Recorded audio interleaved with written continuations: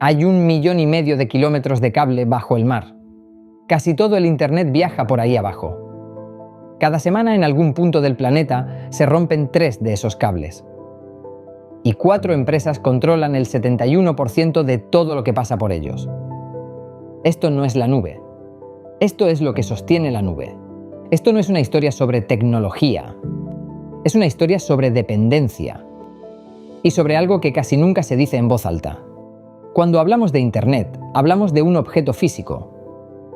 Hay más de 600 cables descansando sobre el fondo del mar. Algunos atraviesan océanos enteros. Otros conectan islas con continentes. Casi todos son tan finos como una manguera de jardín. Llevan tus videollamadas, tus correos, las transferencias entre bancos, las búsquedas que haces a las 3 de la madrugada. Llevan literalmente esta voz. Lo que hace 30 años viajaba por satélite, hoy viaja por debajo del agua. Es más barato, es más rápido y es más vulnerable. Cuando empecé a tirar del hilo de este sistema, me encontré con 3 preguntas que por separado no se sostienen. ¿Cuántos cables hay realmente? ¿Por qué se rompen 3 veces por semana? ¿Y a quién pertenecen? Empecemos por lo físico. Un cable submarino moderno es un cilindro del grosor de una manguera de jardín. Por dentro lleva fibras de vidrio del grosor de un pelo humano. A través de esas fibras viaja luz. La luz codifica datos. Y la luz no se cansa. Puede recorrer miles de kilómetros bajo el océano y llegar al otro lado prácticamente intacta. Para ponerlos ahí hay barcos especializados que durante semanas, a veces meses, desenrollan cables sobre el lecho marino. Son operaciones de ingeniería marina, no de magia tecnológica.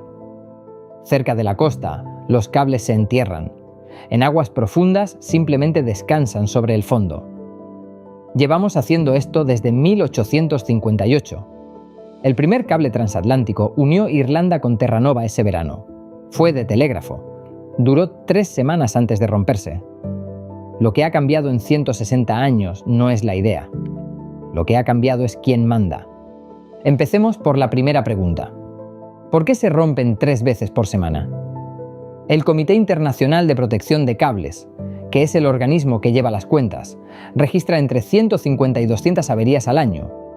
3 o 4 por semana, todas las semanas, todos los años. Si te imaginas saboteadores rusos, o submarinos espía, o piratas informáticos cortando cables, tengo que decirte que la realidad es bastante más doméstica. Entre el 70 y el 80% de los cortes los causan 2 cosas: anclas de barcos comerciales y redes de pesca de arrastre. Un pesquero echando la red en el sitio equivocado puede cortar un cable que lleva el Internet de medio Mediterráneo. Un ancla mal soltada en el Báltico puede desconectar a 3 países durante días. Cuando Tonga perdió el Internet en 2022, mucha gente pensó en sabotaje. En realidad fue una erupción volcánica. La vez anterior, en 2019, fue un terremoto. Y la siguiente, un ancla mal echada. 3 cortes en 3 años. 0 saboteadores. El Internet no se rompe porque alguien lo ataque. Se rompe porque está ahí abajo, expuesto, en un mar donde todos los días pasan barcos. Lo que sostiene tu videollamada no es que los cables sean robustos, es que hay muchos. Lo cual lleva a la segunda pregunta. Si los cables se rompen 3 veces por semana, ¿quién los arregla? La respuesta es probablemente lo más sorprendente de toda esta historia. En todo el mundo hay menos de 60 barcos especializados en reparar cables submarinos. 60 barcos, para más de 600 cables, en un planeta donde el agua cubre el 70% de la superficie. Y los barcos no están repartidos uniformemente. Algunos llevan décadas operativos. Construir uno nuevo cuesta más de $100 millones. Los márgenes del negocio son tan estrechos que casi nadie quiere construirlos. Las proyecciones de la industria dicen que para el año 2040, aproximadamente 2/3 de los barcos actuales habrán llegado al final de su vida útil. Y todavía no está claro quién va a pagar los nuevos. Esto importa porque cuando se rompen varios cables a la vez, ¿qué pasa con más frecuencia de lo que crees? Los barcos están ocupados en otra parte. La reparación tarda semanas, a veces meses. En 2024, 4 cables del Mar Rojo fallaron casi simultáneamente.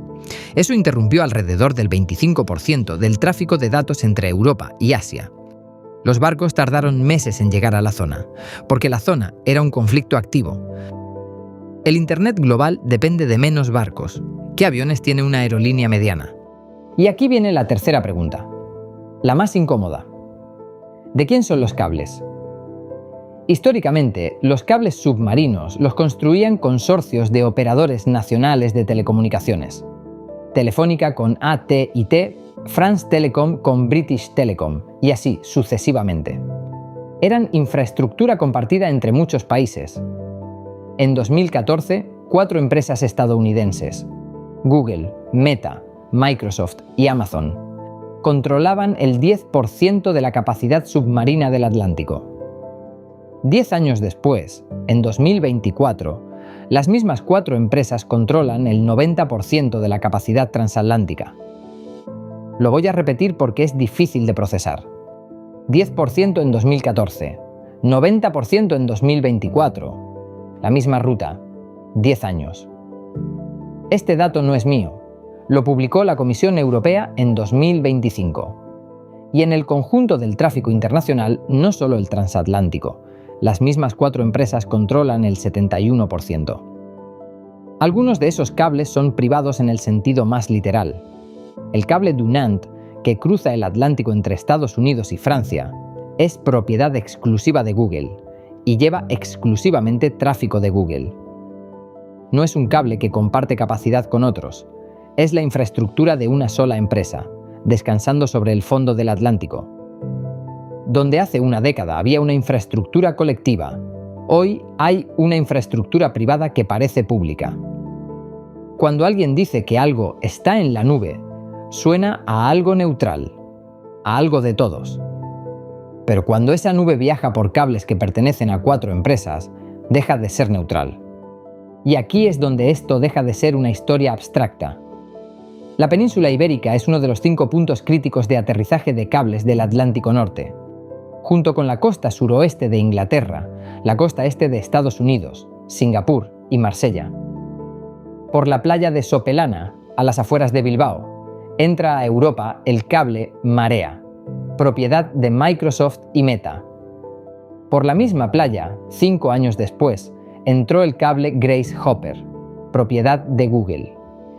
Y en octubre de 2024, en la playa de Virgen del Mar en Santander, aterrizó el cable Anjana, propiedad exclusiva de Meta. Es ahora mismo el cable de mayor capacidad del mundo. En una década, 3 cables privados de empresas estadounidenses han aterrizado en 2 playas del norte de España. Cuando esos cables fallen, que fallarán, quien decida qué se repara primero no estará en Madrid, ni en Bruselas. Estará en California o en Seattle. El Internet sigue funcionando porque hay redundancia. Pero la redundancia es una decisión empresarial, no un derecho. 1,5 millones de kilómetros. 60 barcos. 4 empresas. Cuando dices que algo está en la nube, está bajo el mar. Cuando dices que Internet es un servicio global, está descansando sobre lodo, en cables del grosor de una manguera, propiedad de 4 empresas. La infraestructura más importante del siglo XXI no es un superordenador, es un hilo de vidrio descansando sobre el fondo del océano, 3 veces más fino que un dedo, que se rompe cada semana, y que ya casi no es nuestro.